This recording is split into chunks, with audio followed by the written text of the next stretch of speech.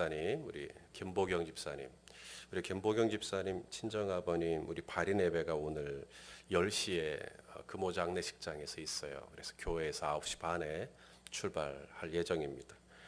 그리로 바로 오실 분은 10시까지 오시면 되겠습니다.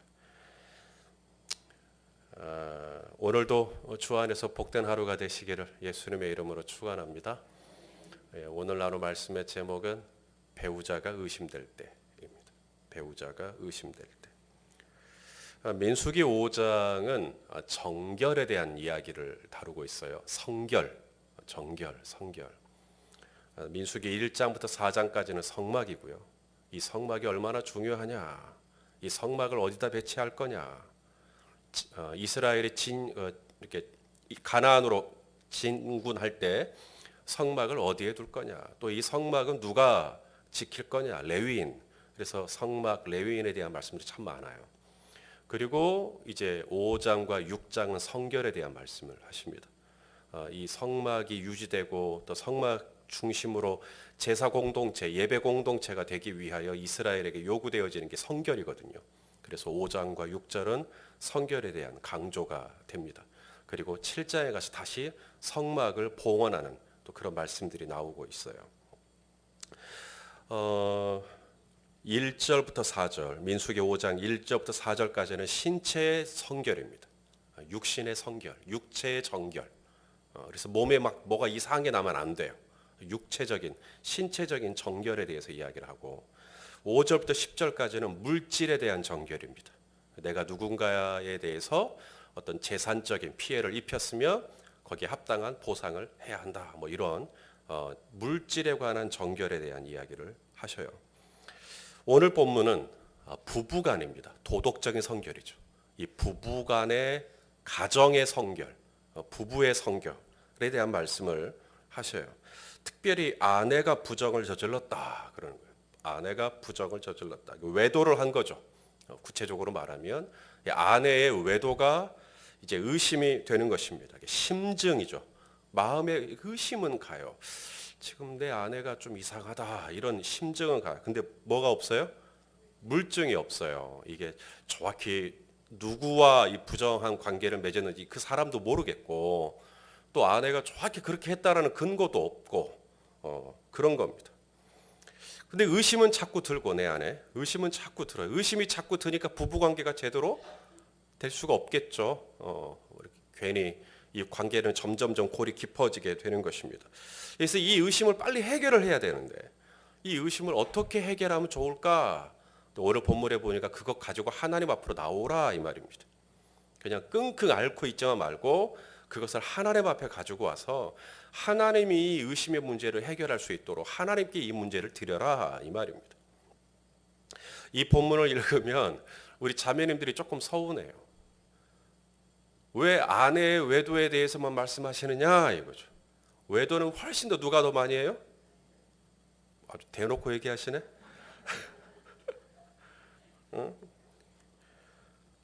왜 아내의 불륜에 대해서만 한정되어 있는가? 남편도 신의를 저버리고 외도할 수 있지 않은가? 그런데 왜 남편의 경우에는 어떻게 해야 되는지가 오늘 본문은 말하고 있지 않아요. 마치 오늘 본문이 끝나는 31절을 보면 남편은 무지할 것이요. 그럼 형제들은 회심의 미소를 지죠. 이거 완전히 이거 너무나 가부장적인 본문입니다.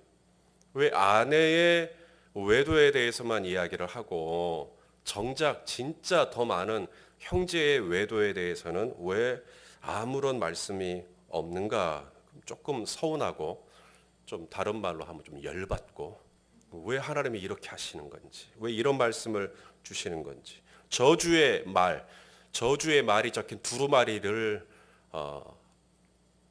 쓴 물, 이 저주의 두루마리가 한번 담겨져 나오는 이 쓴 물을 마시면 어떻게 되냐면 이제 이 여자의 배가 붓고 이 넓적다리가 말라버리는 이 엄청난 저주. 왜 이것을 여자만 마시는가? 남자도 잘못했으면 남자도 저주를 마시고 그래야 되는 것 아닌가?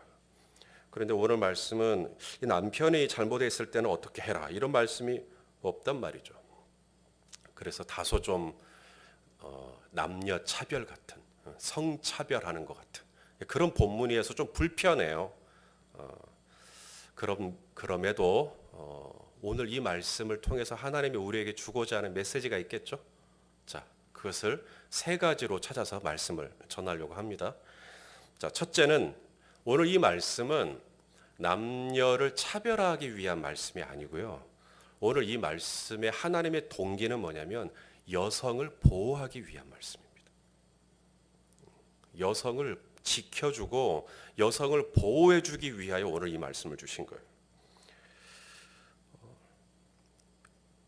당시에 지금으로부터 약 한 3,000년, 4,000년 막 이럴 때 이 아내가 의심이 되면 이 아내의 존재, 이 여성의 존재, 숫자에도 들어가지 않았던 이 여성의 존재, 의심이 되면 의심이 되는 그 자체만으로 여성에게 한없이 불리할 수 있는, 의심이 된다는 이유 하나만으로 여성에게 안 좋은 일이 일어날 수 있었던 시대입니다. 고대 근동의 문헌을 좀 보니까요, 당시 남편이 아내를 의심하잖아요. 아내가 의심이 된다. 그러면 이 아내의 정결을, 아내의 순결을 확인하기 위해서 아내를 불에 집어넣어요. 그래서 정결하면 불에서 살 것이고 부정하면 불에 타 죽을 거다. 그래서 아내를 불에 집어넣어 버립니다. 그럼 여성이 어떻게 되겠어요? 다 죽죠. 겉봐라, 겉봐라. 내 아내 부정 저지른 거 맞지? 이렇게 되는 거예요. 그럼 또 하나, 물에 빠뜨리기도 해요. 그래서 아내가 물에서 살아나오면 내 아내가 정결한 거고, 아내가 거기서 죽으면 내 아내는 부정했던 거다. 그러니 아내가 다 죽죠. 또 하나, 독약을 마시게 해요. 오늘 본문에는 쓴물이지만 하나님은 쓴물을 마시게 했지만 이 당시에 이 이방인들은 독약을 마시게 해서 아내가 정결하다면 독약도 괜찮을 거다. 하지만 부정하다면 죽을 거다. 이런 식으로 갔어요. 그러니 당시에 남편이 아내를 의심한다 그러면 아내는 다 죽습니다. 의심을 받는 그 자체만으로 아내의 생명은 보장받지를 못해요. 그리고 의심할 만해서 의심하는 게 아니라 그냥 아내가 싫거나 아내가 실증이 나면 그냥 의심 난다 그래 버려요. 그래서 아내를 무조건 다 죽여버리는 겁니다. 이게 당시의 여성의 인권 이런 거예요. 분위기가 그래요. 그런데 하나님께서 오늘 이 말씀을 주시는 겁니다. 너희는 그렇게 하지 말라는 거예요. 아내를 그렇게 함부로 하지 말라는 겁니다. 오늘 이 말씀의 의도는 이겁니다. 아내를 소중하게 지켜줄 줄 알아야 된다. 그래서 여성의 생명을 보호하기 위하여 오늘 이와 같이 불이라든가 물이라든가 독약이 아니라 저주의 메시지가 적힌 두루마리를 물에 한번 담궈서 쓴 물을 마시게 하는 겁니다. 그래서 이 물을 마시고 이제 여인에게 아무런 일이 일어나지 않으면 여인은 임신을 하게 되는 거예요. 하지만 이제 이 물을 마시고 나서 배가 부르고 넓적다리가 마른다. 이 넓적다리라는 게 히브리어로 아레크라고 하는데 여성의 자궁을 의미합니다. 아이를 품을 수 있는 그 공간이 말라버려서 임신을 못하게 돼요. 딱 그것뿐이에요. 하나님이 임신을 시켜주느냐, 수태할 수 있는 가능성이 되느냐 안 되느냐 요 정도로만 갑니다. 그래서 당시의 이 여성의 가치에 있어서 이 자녀를 잉태할 수 있는, 자녀를 출산할 수 있는 이것은 여성의 굉장히 중요한 역할이었는데 이 문이 막히는, 불륜을 저질렀을 때 하나님이 딱 그 정도에서만 머무르게 하시는. 그래서 오늘 이 말씀은 여성 차별적인 말씀이 아니라 사실 그 근본으로 들어가 보면 하나님은 이 아내들을 지켜주시기 위한, 아내들을 보호해 주시기 위한, 여성을 살려주시기 위한 하나님의 배려의 말씀이 이 안에 들어가 있다. 그래서 의심의 소재라 그래요. 의심의 소재. 남편이 아내하고 관계를 하는데 내 아내가 조금 뭐가 좀 걸려요. 그랬을 때 보릿가루를 들고 제사장에게 갑니다. 그래서 이 보릿가루를 태우고 제사를 드리는 것인데 하나님의 의도, 하나님의 이 본심, 이게 뭐냐면 이 아내의 생명을 유지시켜 주시기 위한 그런 하나님의 마음이 이 안에 담겨 있다고 볼 수가 있습니다. 자, 두 번째 메시지입니다. 첫째는 아내의 생명을, 여성의 생명을 지켜주시기 위한 하나님의 배려고, 두 번째 하나님이 주시는 메시지는 이 부부간에 하나님이 짝지어 주신 이 부부간에 정말 중요한 가치라는 게 뭔가? 그건 돈도 아니고 명예도 아니고 어떤 소유도 아니고 외모도 아니고 신뢰구나, 신뢰. 이것을 말씀하시기 위함입니다. 이 부부간의 가장 중요한 가치, 부부의 이 도를 행함에 있어서 가장 중요한 가치가 이 신뢰라고 하는 거죠. 이게 부부의 생명이죠. 그리고 이 신뢰의 바탕이 되는 게 바로 서로를 향한 도덕적인 성결. 이것이 신뢰의 근본이 된다라는 것을 오늘 본문을 통해서 말씀하고 있는 거예요. 돈이 없어서 이혼할 수 있어요. 하지만 그 예는 극히 드뭅니다. 직장을 잃거나 뭐 건강을 잃거나 그래요. 그래서 또 이혼할 수도 있겠죠. 너무 몸이 안 좋으니까요. 하지만 이는 극히 드문 경우입니다. 설마 키가 작다고 이혼을 하겠어요? 아니면 갑자기 몸에 장애가 후천적으로 생겨서 이혼을 하겠는가? 있을 수도 있겠지만 극히 드물어요. 그렇다면 언제 이게 이 신뢰를 잃는가? 이 신뢰를 잃어버리면 이제 이것은 돈으로도 이건 어떤 명예로도 이건 회복이 불가능합니다. 이 신뢰라는 게 남편이 밤늦게 휴대폰을 들고 밖으로 나갈 때마다 의심이 든다든지 한밤중에 카톡이 울렸는데 누굴까? 이것 때문에 잠을 설치게 만든다든지 이렇게 되면 같이 지내기가 힘이 들죠. 의심이 드는데 숨을 쉴 수가 없습니다. 하나님은 우리 가정이 우리 부부가 그렇게 서로를 의심하면서 불행하게 지내기를 원치 않는 겁니다. 그래서 보릿가루 들고 내 앞으로 와라. 그러면 내가 너희에게 이걸 풀어주겠다는 거예요. 그래서 더 이상 서로 의심하지 말고 서로 그것 때문에 끙끙거리지 말고 빨리 이 믿음을 회복하고 너희가 정상적인 부부관계를 했으면 좋겠다. 이게 우리 하나님의 의도입니다. 그래서 빨리 이 문제를 풀어주시기 위한 하나님의 마음이라고 알 수가 있죠. 마지막 세 번째, 오늘 본문을 통해 우리에게 주시기 원하시는 메시지가 있어요. 그건 바로 우리가 누구냐라고 하는 부분입니다. 우리가 누구냐. 자, 이제 말씀을 좀 몇 가지 찾아볼 건데요. 호세아 2장 19절에서 20절 말씀. 호세아 2장 19절에서 20절 말씀을 보시면 자, 이런 말씀이 있어요. 읽어봅시다. 시작. 내가 내게 장가들어 영원히 살되 공의와 정의와 은총과 긍휼히 여김으로 내게 장가들며 진실함으로 내게 장가들리니 내가 여호와를 알리라. 자, 누가 누구에게 장가들겠다고요? 하나님이 우리에게. 그 말이잖아요, 지금. 호세아 선지자를 통해서 이스라엘 백성들을 향하여서 내가 너에게 장가들겠다.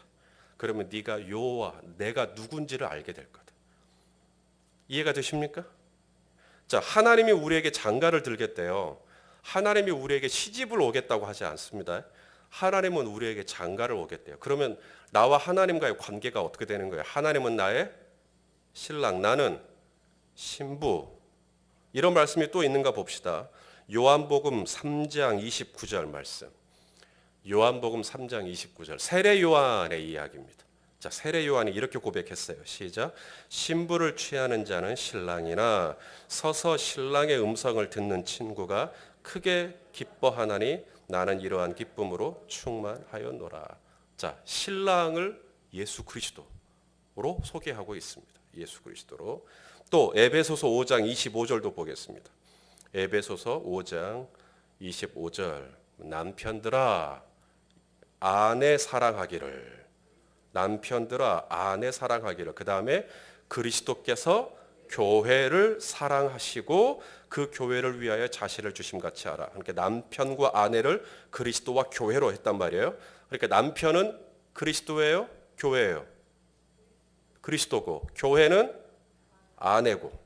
이해가 되시죠? 그래서 우리는 신부고 주님은 신랑이고 계속 그 말씀하고 계십니다. 마지막으로 요한계시록 21장 2절. 요한계시록 21장 2절.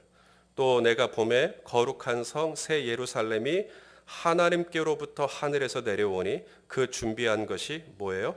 신부가 남편을 위하여 단장한 것 같더라. 그래서 끊임없이 예수 그리스도를 신랑으로, 그리고 교회, 저와 여러분을 신부로 그렇게 말씀하는 겁니다. 자, 그러니까 오늘 본문을 좀 보죠. 신부에게 가장 중요하게 강조되는 게 뭐라는 거예요? 성결. 신부인 저와 여러분에게 가장 중요한 가치가 성결이라고 오늘 계속해서 말씀하고 있는 겁니다. 그런 말씀으로 보면 오늘 본문은 신랑에 대한 말씀이 아니라 신부에 대한, 아내에 대한 말씀이거든요. 너희가 나의 아내라면 내가 너희에게 장가들 건데, 너희가 나의 아내라면 이 아내에게 가장 중요하게 여기는, 너희에게 돈이 얼마 있어야 된다, 너희가 얼마큼 배워야 된다, 이 얘기가 아니라 아내에게 가장 중요한, 하나님께서 아내에게 기대하시는 가장 중요한 가치가 뭐라는 거예요? 성결이라는 거예요. 순결이라는 거죠. 자, 마태복음 10장 16절 말씀도 봅시다. 마태복음 10장 16절. 자, 시작. 보라, 내가 너희를 보냄이 양을 이리 가운데로 보냄과 같도다. 그러므로 너희는 뱀같이 지혜롭고 비둘기같이. 자, 양을 이리 가운데 보내요. 이리 죽겠죠. 이리 가운데 보내진 양을 어떻게 살려냅니까, 양이? 그런데 양이 이리 가운데 가도 살 수 있는 방법, 양이 이리 속에서 살 수 있는 방법을 뭐라고 말씀하시냐면, 첫째, 지혜로워라. 지혜는 분별력이거든요. 분별력. 지혜로우면 살 수 있다. 하나님의 뜻이 무엇인지, 하나님의 선하시고 하나님의 기뻐하시고 하나님의 온전하신 뜻이 무엇인지 분별, 이게 지혜예요. 이렇게 지혜가 있으면 너희 살 수 있다. 그 다음 또 하나가 뭐예요? 양이 이리 가운데 살 수 있는 방법? 순결입니다. 순결. 너희가 순결해야 살 수 있다라고 말씀하시는 거예요. 순결이라는 게 뭐죠? 너희는 이 세대를 본받지 않는 것. 이 세대 속에 살지만 이 세대 속에 동화되지 않는 거죠. 이 세대 속에 섞이지 않는 겁니다. 그래서 분명하게 나는 너희가 이 세대 속에 있지만 이 세대 속에서 정말 순결한 존재로 살아갔으면 좋겠다. 그런 나의 아내를 나는 맞이하고 싶다. 그날. 이런 말씀입니다. 자, 요한계시록 14장 4절에서 5절 마지막으로. 요한계시록 14장 4절에서 5절입니다. 자, 이 사람들은 저와 여러분입니다. 교회를 가르쳐요. 이 사람들은 여자와, 여기서 이 여자는 음녀, 바벨론, 세상을 말합니다. 이 사람들, 이 열린 베데교회 사람들은, 아니면 이 땅에 나를 그리스도로 고백하는 성도들은 이 세상에 살지만 바벨론 음녀와 더불어 더럽히지 아니하고 어떤 자라? 순결한 자라. 그 다음 어린 양이 어디로 인도하든지 따라가는 자며 사람 가운데서 속량함을 받아 처음 익은 열매로 하나님과 어린 양에게 속한 자들이니 그 입에 거짓말도 없고 흠이 없는 자들이더라. 계속해서 강조되는 게 뭐예요? 순결에 대한 말씀이십니다. 왜? 저와 여러분이 주님의 신부니까, 주님의 아내니까. 그래서 계속해서 성결에 대한 말씀을 하고 계시는 겁니다.